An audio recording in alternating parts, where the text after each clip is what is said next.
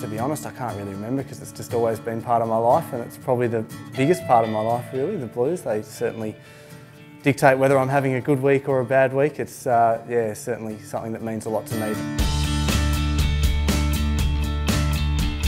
Yep, I remember we sat somewhere a little differently. I'm not sure why, probably because it was hard to get tickets, but we were on the forward pocket at the Punt Road end. I was with my dad, who I always went to the footy with. He's probably the only bloke I know who's a bigger Carlton supporter than me, and we sat there, and I remember going into the game thinking it was a really tough ask, the Bombers. They were clearly the standout team, and I don't think anyone really expected us to go all the way that year, but you know, Carlton-Essendon games of course can often write their own script, and that one certainly did. We burst out of the blocks and they came again, and probably when people thought we were going to lie down, we didn't, and that last quarter was, you know, history, and it's no surprise that it's been chosen as one of Carlton's greatest ever moments.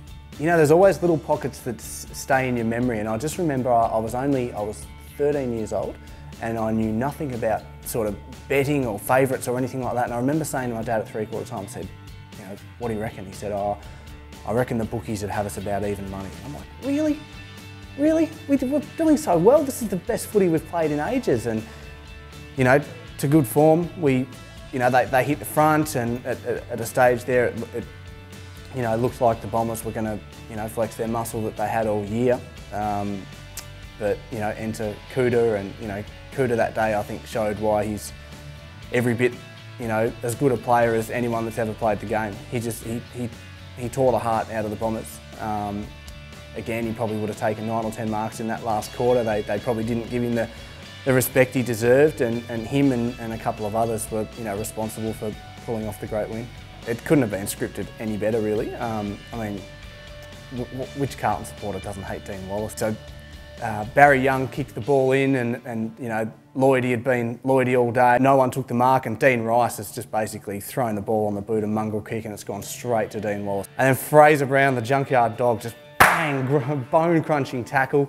Who was it? Justin Murphy's come through, grabbed the ball, run right through the guts, and then it was ours. It's fantastic. It was amazing. I remember Dad and I, like Dad's seen a lot more Carlton success than me. I think he's seen, you know, 8 or 9 premierships, but just the joy. I think a couple of weeks beforehand we'd lost to the Bombers, and we'd sat behind this really obnoxious Essendon supporter. We were saying, let's go find him, this is great.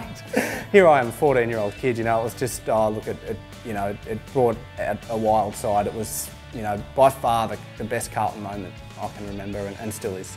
It was made all so much better by the fact that it was Essendon. I mean, who doesn't love beating Essendon? Carlton means everything to me, and I'm sure it always will. You know, I come down here to watch training, I go to all the games. I'm so happy being in this building. You know, like I said before, you know, Carlton dictates whether I'm having a good week or a bad week. Yeah, I love the Blues. I bleed blue blood.